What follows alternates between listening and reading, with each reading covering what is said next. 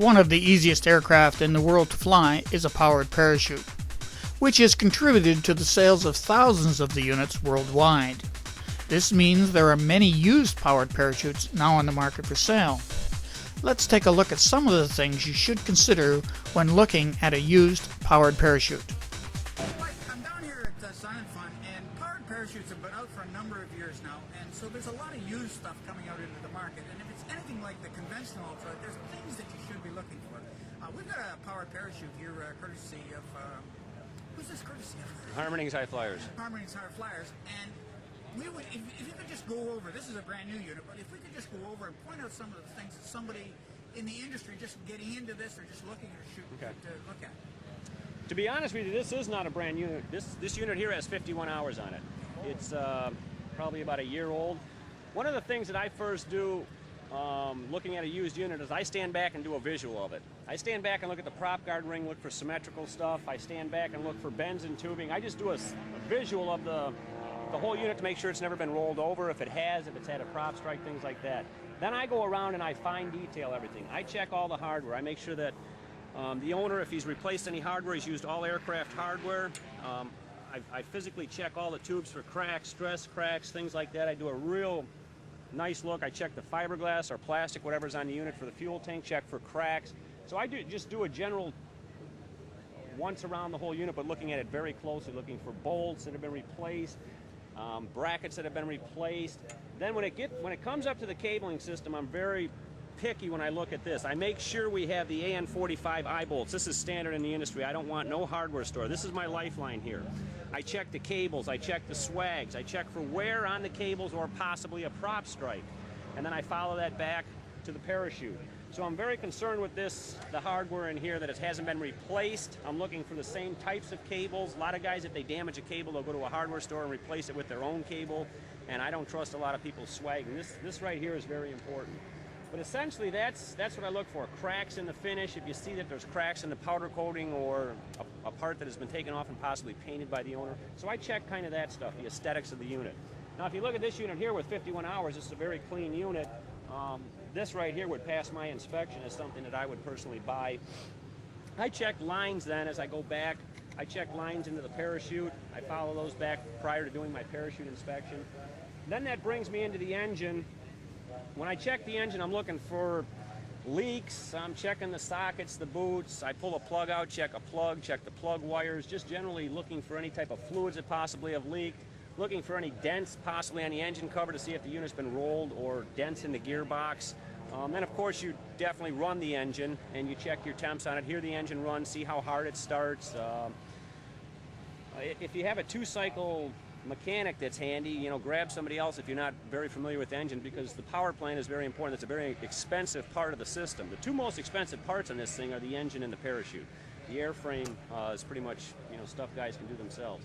So I'm very particular with the engine. I check the temps on it, and I always look for a unit that's had gauges on it. I'm not apprehensive of a unit that doesn't have gauges, but if you're flying without gauges, you don't know the whole history of the engine. This thing's got 51 hours on it.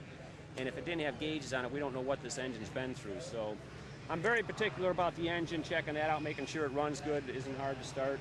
Then I get back into my parachute. And when I get back into the parachute, I do a very careful inspection of the parachute itself. And I'm not going to totally pull this one out of the bag, but I'll tell you a story. I bought a used unit, and I got stuck one time. We inspected the parachute, and we were in a big hurry. And the parachute looked fine to my wife and I. We both checked out the parachute. And needless to say, when we got it back to Illinois and I popped the chute up in the air, I looked over on my stabilizer on the right side and there was a small hole that we had missed. And the guy didn't tell me about it. So we, needless to say, had to send this parachute in and have it repaired. So when you check over the parachute, you check it over, have a friend of yours check it over, look for holes, tears, rips, anything like that in the parachute. You can actually do a infield porosity check with your finger. Look for discoloration of the fabric. If it's a real fluorescent colored parachute, like fluorescent orange, try to physically push your finger through the material. Do like a porosity check in the field. Why would the orange make a difference? The more fluorescent colors and the brighter colors deteriorate faster. To be honest with you, the best color for a parachute is white. Nobody wants white because they get dirty. So the darker color, the purples, the blues, things like that, when you get into the fluorescent oranges and a lot of the fluorescent colors, to hold that color, they have to do different techniques to it. So I'm always cautious of fluorescent colors. And another good point is, depending on the area you're buying the plane from, Arizona, a lot of UV, California, a lot of UV. So be cautious of things like that. If you get a plane from the Midwest, it's going to have less UV exposure than, say, something else. And then I physically check all the lines. I mean, I literally check all the lines for wear, for fraying. I check lines to make sure that somebody hasn't taken. Now this is an Abco wing. It's got colored lines. A lot of the PD wings and some of the other wings have white lines on them. I check each individual line, make sure that it's either Spectra or Dacron, whatever it's supposed to be for specs, and that it isn't something that somebody cut a line and went out and got a shoestring and repaired their parachute. I want to make, you know, and I also check for patches in the parachute, any type of home repairs, any type of, and you can just look at any parachute and you can look at the stitching that they have on the parachute and you can tell that it was done by a professional. So I check. Now if I saw a stitch along here that was really erratic or something that somebody might have put on their sewing machine and done themselves, I'd be cautious of that. Because what people don't realize, with a parachute, this is your wing, and when you change one of these lines, you can take one line in this parachute and shorten one line by 2 inches, and you change the shape of the wing, and you've created a wing that could be dangerous to get in the air. Same with the parachute material, by repairing the parachute if somebody does it in their house on their own sewing machine. So that's essentially what I check for. Rips, tears. I try to push through the material. You can tell if the materials, and you can see this parachute's been well cared for. It's been kept in the bag when it isn't being in the air. You can check the Mylar inserts, but generally just do a real thorough inspection of the parachute. I mean, cover it, lay it out flat upside down, check all the connection points on the lines, and flip it over, check the top of the parachute, look inside the cells to make sure there's no muffler burns, things like that. So do a real good inspection on the parachute, because like I said, the parachute and the engine are your two big investments on this unit. And if you get a parachute that doesn't pass inspection, doesn't pass a porosity test, or has no lift, which is what will happen when it gets old, it will lose its lift.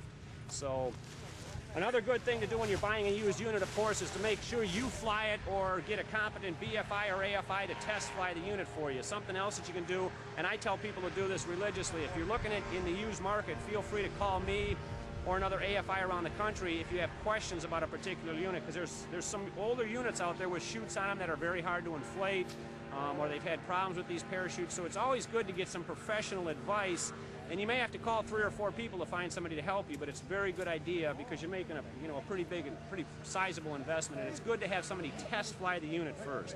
Like I said, the one that we bought, my wife and I, we didn't test fly the unit. We blew into this place, bought it from a guy in an apartment. It was a real rush deal. And we got a parachute that we had to take off and send in and pay for the repair ourselves. So you can get stuck. People always aren't honest. So be very cautious when you're buying a used unit. Now, you mentioned about sunlight in the areas like Arizona. Florida here's got a lot of moisture and that type of thing. Would that affect any parts of the parachute? Yeah, moisture does also. These things are UV sensitive and moisture. The moisture actually wears on the coatings, the protective coatings on them. So you always want to keep your parachute as dry as possible. And that's why they recommend, even on a new unit, every 100 hours you send your parachute in for an inspection. And that's every 100 hours. Now, if you bought a new unit, say they had 140 hours on it, I would send it in and have it inspected before I would fly it, because your wing is a key thing. And you can look at a parachute and it looks good to you, but if they do a porosity check on it or start checking the lines, they might find lines that are very compromised and the parachute is not actually safe, because you don't know the history of this parachute or what it's been through. So be very cautious of your parachute mainly. Thank you very much for your time. Okay.